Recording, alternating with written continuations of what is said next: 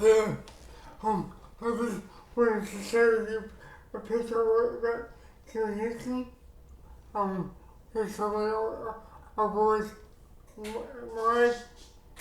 Can you elaborate?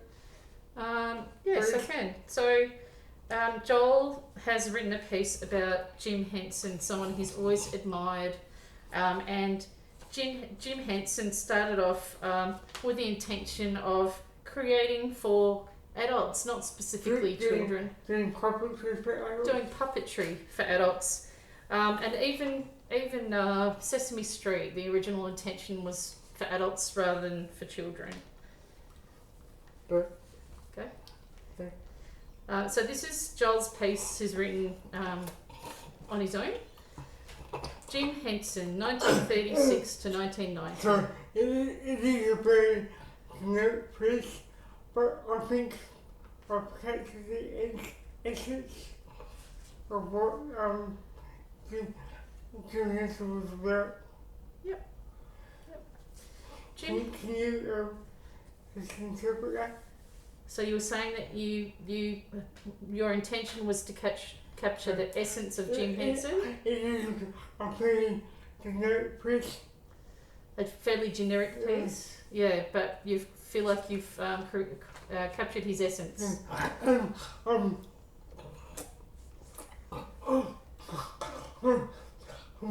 Remember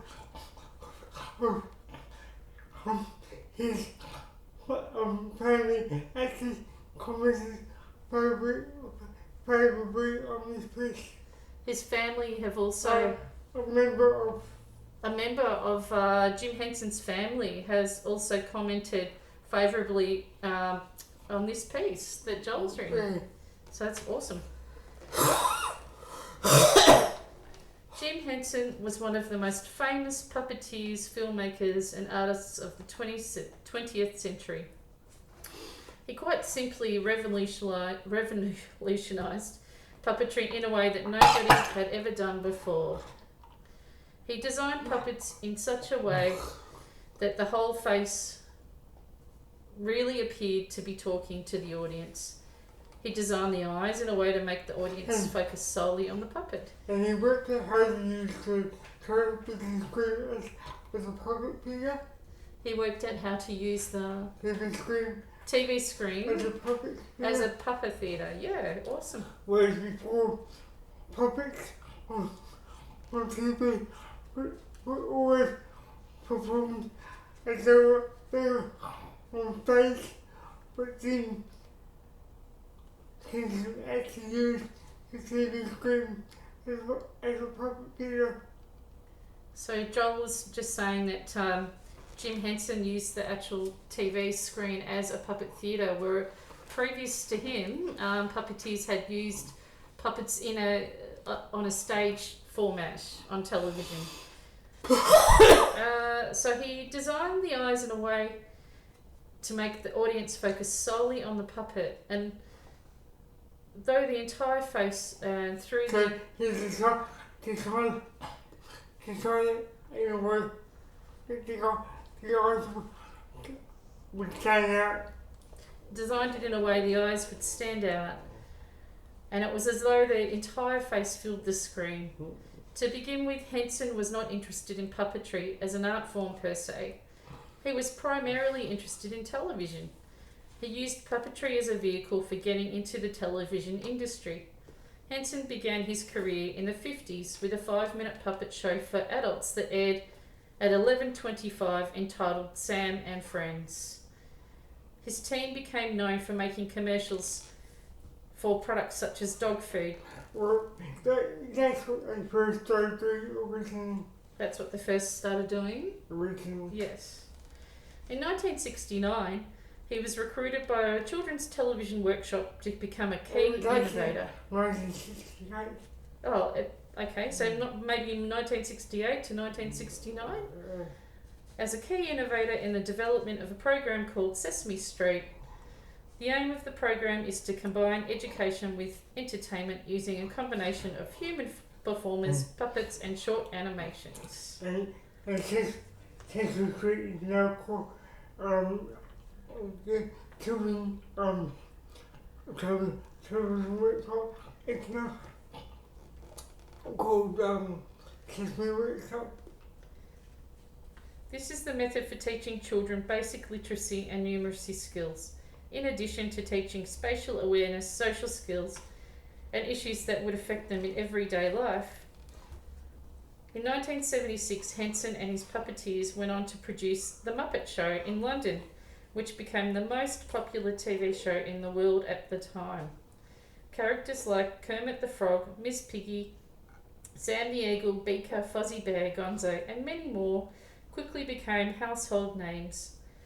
The show also featured a wide variety of human guest stars prominent in the show business industry. Everyone from Spike Milligan to Leo Sayer appeared on the show. It ran until 1981. In the early 80s, Henson moved on to film to create masterpieces such as The Dark Crystal and Labyrinth. These films were spectacular works of art that combined comedy, artistry, and storytelling in a unique cinematic fashion that few had witnessed before. Through audiences.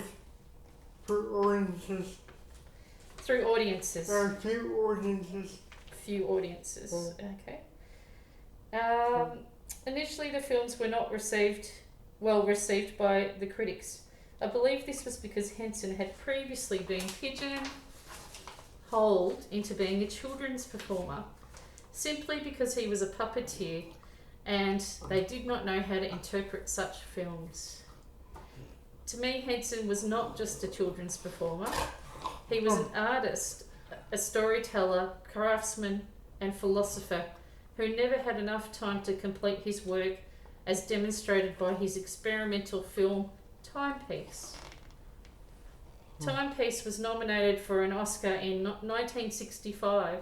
Henson was also interested in folk tales and bringing those folk tales to a modern audience, which came through one of his final projects before his death, The Storyteller, which was hosted by a veteran actor, John Hurt, of Elephant Man fame.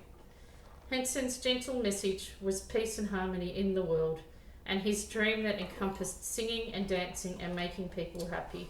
I think it's more relevant now than ever. More relevant now than ever, yeah. He commented on racial acceptance through the voice of Kermit the Frog in the song, being green, and environmental issues through the series Fraggle Rock, 1983 to 1987. And above all, he used his Muppets as a metaphor for the way he believed people should live their lives. His family continued his legacy with dignity and grace. My purpose in writing this is not to lament about my childhood, but to try and get people to understand the complexity and the beauty of Jim Henson as a performing artist. This is not to dismiss the vital contribution of people like Frank Oz. R.I.P. Mr. Henson. And I just want to say a story. When I was little, my mum noticed it. I responded to the public Sesame Street and started repeating what they were saying. So she decided to use the program as part of my therapy. Yeah. So I'm just confirming what Joel said. He said, so when he was young, as a little boy, his mother noticed that Joel was imitating or copying the puppets, the puppets on Sesame Street. Yeah, and so she was enthusiastic about that, and so his mum sought to almost use that as a type of therapy to encourage Joel to practice his speech. Obviously, I have therapy in addition. The Muppets were completely impossible. Obviously, he had formal therapies, so yeah, that was just another aspect, I suppose, that Joel's mother and Joel engaged in there that he benefited from. Okay.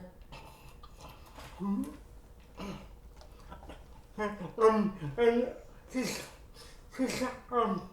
one more point about the film.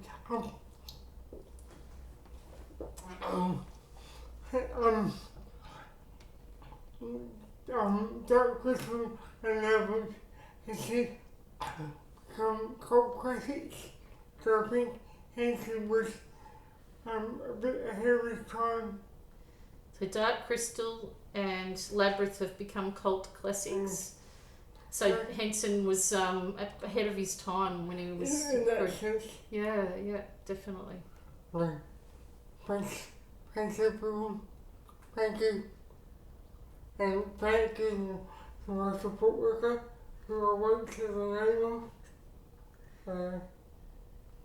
Okay, thanks.